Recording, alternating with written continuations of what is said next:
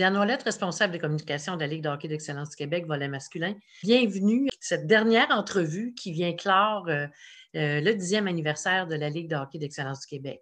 On vous a proposé une série d'entrevues pour vous permettre de connaître où a commencé le projet de mettre en place une ligue provinciale, qu'est-ce qu'elle a vécu, par quoi elle est passée pour devenir qui elle est aujourd'hui. Mais encore plus précisément, on voulait terminer cette série d'entrevues, évidemment, avec le président de la Fédération québécoise de hockey sur glace, M. Claude Fortin. Bonjour Claude. Bonjour Diane. Merci d'avoir accepté cette entrevue. Claude, tu vas nous permettre de voir de l'autre côté du miroir, puisque, évidemment, la Ligue de hockey d'excellence du Québec appartient à Hockey Québec, différemment de d'autres ligues. Vous êtes vraiment liés l'un à l'autre. Donc, peux-tu nous dire comment ça a commencé, les pourparlers de mettre en place cette ligue-là et d'en faire justement une ligue provinciale? À l'époque, il y a eu le sommet du hockey en 2010, en collaboration avec Hockey Canada et avec tout l'ensemble du hockey au Québec. Et de là est revenu des mandats et des objectifs qui étaient, dont le MAG, avec ce qu'on a fait au niveau de la MAG, avec le MAG demi-classe et tout ce qu'on a fait, changer les programmes et tout. Par la suite, on recommandait que les meilleurs joueurs soient rassemblés dans une même ligue de façon à ce qu'on appelle les meilleurs avec les meilleurs. Ça fait que c'était la demande qu'on avait et l'objectif qu'on visait. Ça fait qu'à partir de ce moment-là, nous avions deux ligues au niveau de la province, une qui s'appelait la Ligue Montréal Métro, puis on avait la Ligue de l'Est du Québec, à laquelle on a jumelé et qu'on a fait vraiment une identité provinciale qui relevait directement de Hockey Québec à l'époque, avec la présence du DG de Hockey Québec et même des membres du conseil d'administration pour mettre la mise en place. Et à partir de ce moment-là, on a réussi à faire une offre de service qui était vraiment provinciale, de s'assurer que l'Abitibi ait le même service que le jeune de la Côte-Nord ou que le jeune de la région métropolitaine. Ça fait que je pense que c'était un objectif qu'on avait. Ça fait qu'à ça, il a fallu vraiment rajouter des éléments puis mettre de l'encadrement qui était vraiment un petit peu plus élevé. C'était un projet qui était vraiment osé, puisque vous vouliez offrir le même service partout. Alors, l'encadrement scolaire, l'encadrement au niveau hockey aussi. Par quel chemin vous êtes passé pour que ça puisse se réaliser? À l'époque, ce qu'on avait fait, effectivement, notre département hockey a eu vraiment un gros travail à faire. À l'époque, le directeur de développement hockey était M. Yves Archambault. C'est qu'à lui, il a délégué deux coordonnateurs. Un coordonnateur vraiment pour les structures. Et c'était M. Paul Ménard qui a fait vraiment un job vraiment colossal au niveau des structures, puis de mettre tout en place, puis s'assurer, parce qu'on a changé des habitudes de vie, comme on pourrait dire, à certaines personnes. Fait que maintenant, c'était vraiment selon les objectifs et les attentes. Et même à partir de là, c'était à partir de là aussi qu'on remboursait des montants d'argent qui étaient au niveau de l'encadrement et tout. Ça fait que M. Ménard avait eu une job vraiment pas nécessairement facile. Là, par la suite, au niveau académique, parce que beaucoup de gens se prétendaient sport-études, sauf que quand tu veux remplir les exigences du ministère de l'Éducation, c'est un autre petit game qui se joue. Ça fait que de ce côté-là, on avait Jacques Blouin, je pense, qui avait vraiment fait un gros travail. Il avait fait une tournée provinciale. Il nous avait décelé les lacunes à certains endroits et tout, puis qu'on devait se rasseoir avec les gens pour s'assurer que les gens rentraient bien dans le cadre des exigences du MEL.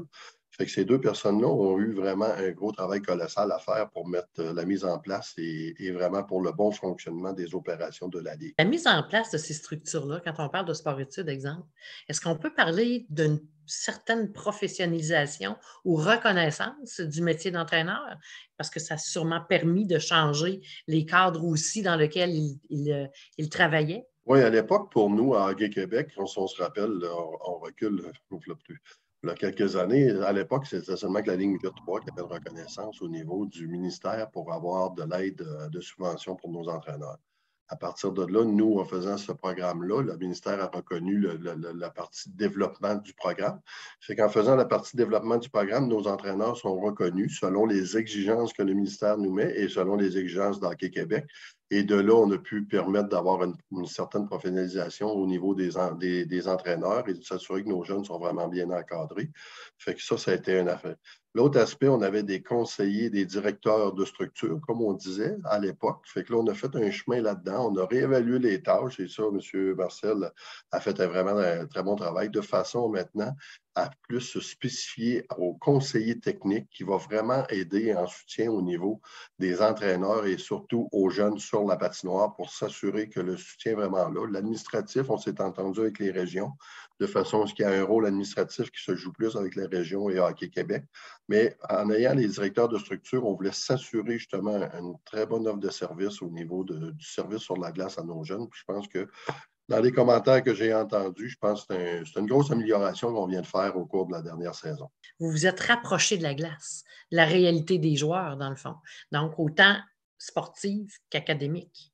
C'est en plein ça. C'était vraiment bien. Puis au niveau de la paperasse, on s'est entendu avec nos régions de façon à ce qu'ils partagent le travail puis qu'il y ait plus le niveau, ce qui est plus de documentation et quoi fournir. Là, c'est la partie que nos gens de hockey actuellement aiment le moins.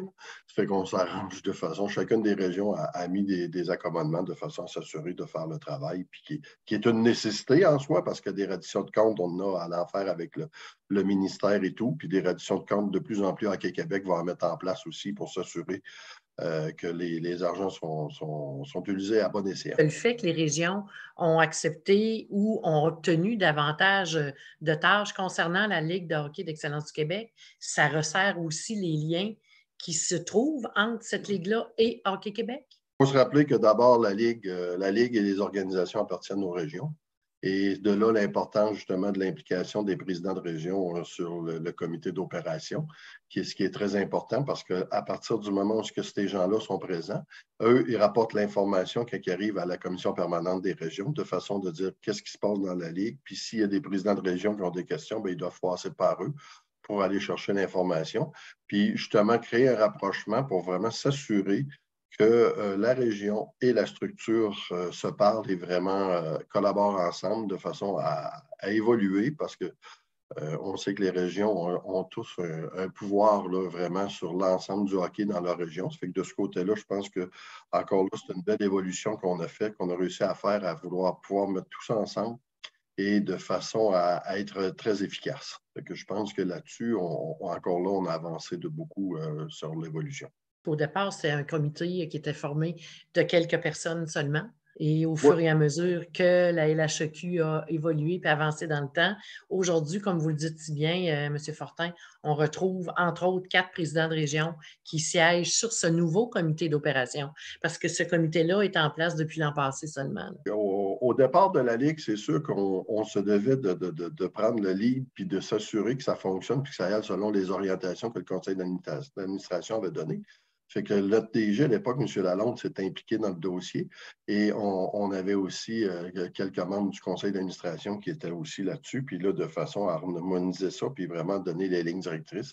Puis à partir du moment où on a vu que le, le, le bébé avançait, ben là, on a changé les cadres et tout, puis on a changé l'implication. Puis de là aussi, à un moment donné, avec c'est un conseil d'administration élargi avec tous les gouverneurs et tout, ça devenait un peu lourd en termes d'opération. Ça fait que je pense que la Ligue a fait des recommandations avec un comité restreint. Et M. Sigouin, mon prédécesseur, lui, avait décidé de rester comme observateur à ce comité. Puis à la fin de son mandat, M. Sigouin m'a recommandé de faire la même chose. Puis je pense que moi aussi, mon successeur, je vais recommander la même chose de façon à vraiment avoir l'information et se tenir au courant et avancer dans ce dossier-là.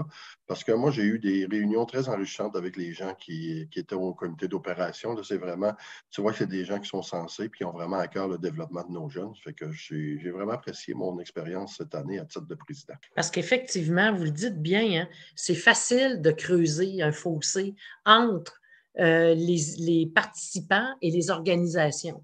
Le mandat ou le défi que vous avez à Hockey Québec, autant que les ligues ou les organisations, c'est de s'assurer que les gens reçoivent la bonne information et s'assurer qu'effectivement, les ligues agissent de bonne foi aussi pour arriver à réaliser les objectifs qu'elles se sont dotées.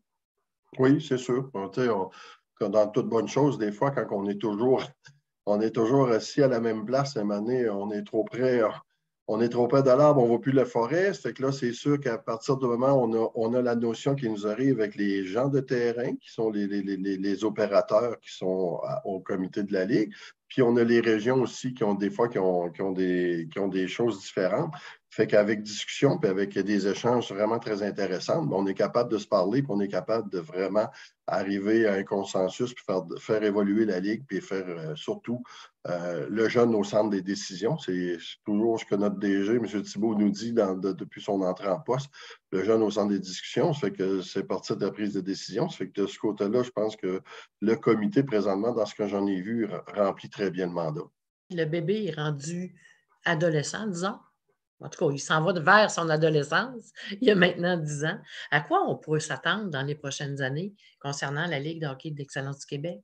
Ben, je pense qu'il va toujours avoir, avec les gens qu'on a en place et qu'on a en poste, je pense qu'il va toujours avoir des idées innovatrices qui vont arriver, puis qu'il va y avoir des choses qui vont se faire qui vont vraiment être intéressantes. Je pense que les gens sont à l'écoute, puis avec tout ce qui se passe, puis présentement avec les projets qu'il y a sur la table aussi avec Hockey Canada, puis des choses. Fait qu'il y a c'est sûr qu'il va y avoir un développement, puis il va y avoir des choses qui vont être très intéressantes parce que si on veut être vraiment une ligne d'excellence du Québec, il faut être très innovateur, il faut vraiment être alerte et très vigilant sur l'évolution et tout. Je pense que aussi les discussions présentement avec la ligne Midget 3 dans l'ensemble vont quand même assez bien. Avec la ligne junior majeure, je pense que les trois, on doit aller ensemble de façon à l'admission. Puis même le réseau scolaire qui est en train de une belle situation qui se développe, d'affaires qui se développe aussi avec le réseau scolaire, le RSEQ. Je pense qu'on se parle, on est capable d'avoir des discussions intéressantes. Et encore là, comme je dis toujours, l'important, c'est toujours de penser aux jeunes qui sont sur la patinoire. C'est ça qui est majeur pour nous. Fait que non, je n'ai pas de peur pour la ligne de l'excellence. Je pense qu'elle a vraiment pris sa place, puis elle est très innovatrice, puis elle va être très alerte aussi au développement et à l'amélioration. Là-dessus, j'ai une bonne confiance de ce côté-là. Et le hockey d'aujourd'hui, là, ça fait combien d'années, là, M. Fortin, que vous êtes dans le hockey? Moi, là, vous ne m'aidez pas, là, j'ai commencé à 13 ans.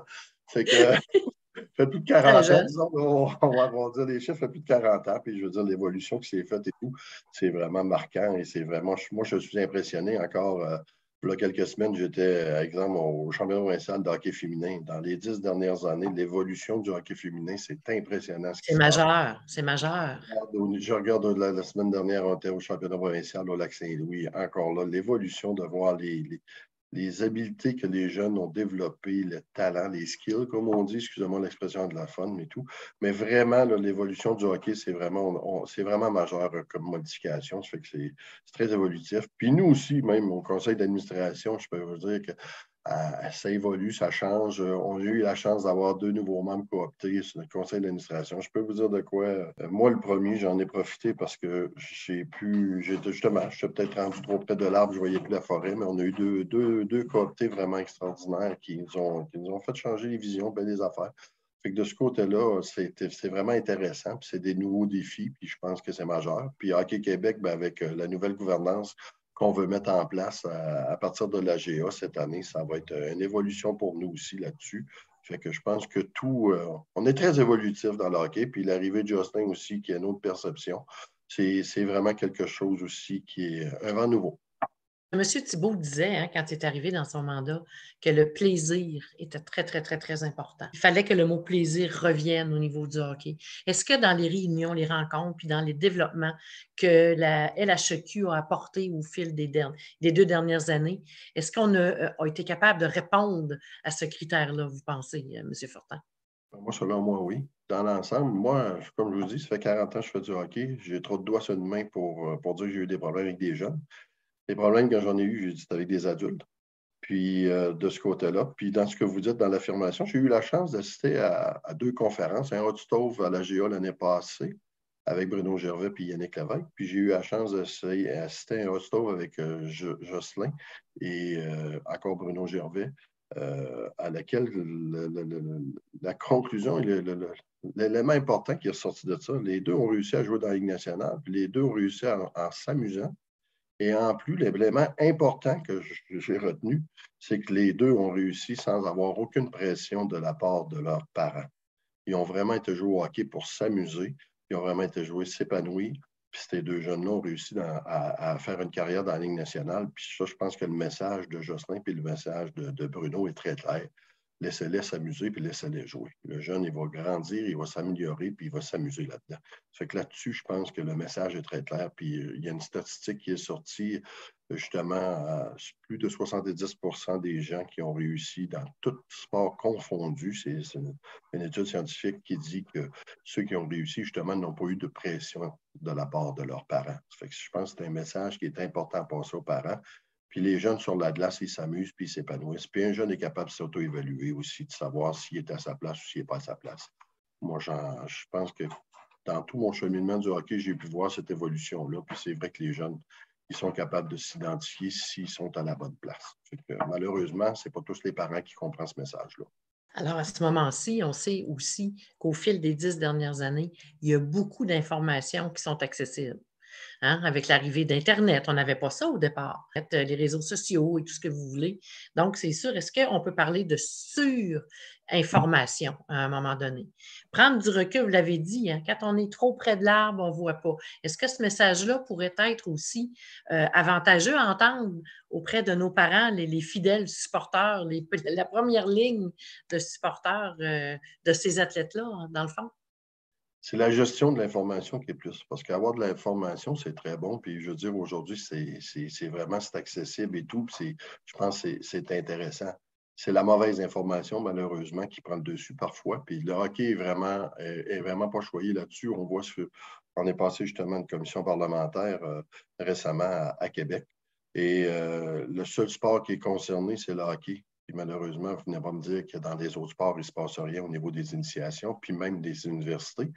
Je pense que c'est ça qui est le danger. Puis malheureusement, à cause des réseaux sociaux, puis à cause de la situation qui est arrivée, bien, c'est sûr. C'est sûr que le hockey est toujours sur la sellette, dans le sens que nous sommes le sport national, puis ça se vend bien, puis ça se parle bien. Ça fait que à quelque part, c'est ça qui est un petit peu la déception dans tout ce qui se passe. Puis je ne cautionne rien là, de tout ce qui s'est passé, que ce soit Hockey Canada ou ben non, même au niveau des lignes juniors au Canada.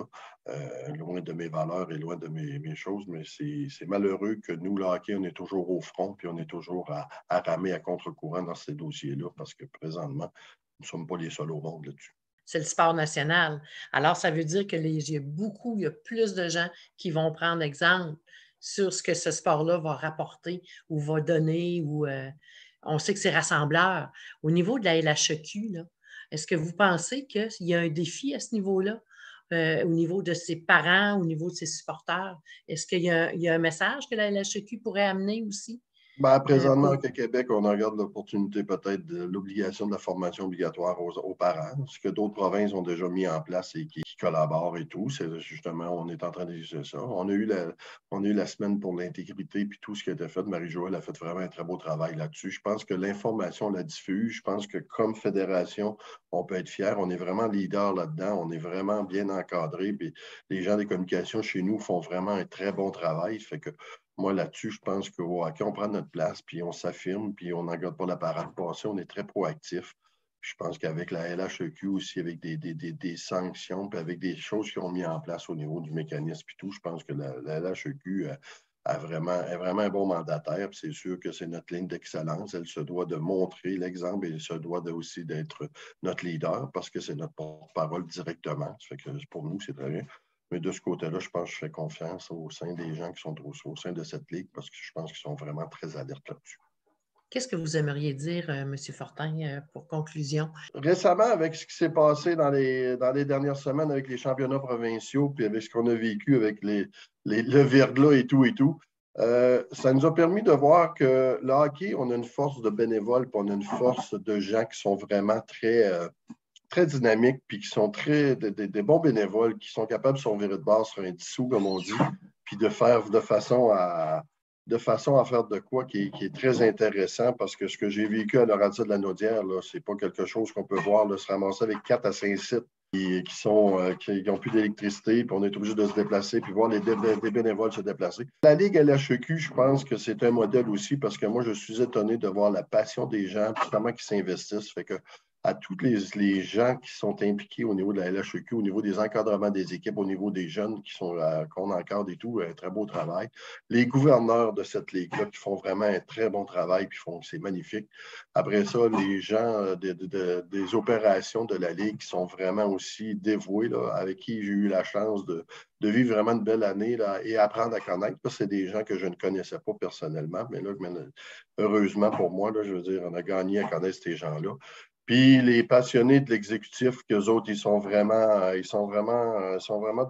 bons bénévoles. Là, que je pense à Jacques, à Sylvain Labonté, puis je pense à toi, Diane. Ça fait que je tiens vraiment à vous remercier. Puis c'est vraiment important d'avoir des gens comme vous, vraiment des gens passionnés qui s'occupent et qui nous aident dans ce dossier-là. Puis l'objectif, c'est vraiment d'encadrer nos jeunes puis de prendre soin. C'est vraiment quelque chose qui est magnifique et avec lequel je suis très fier.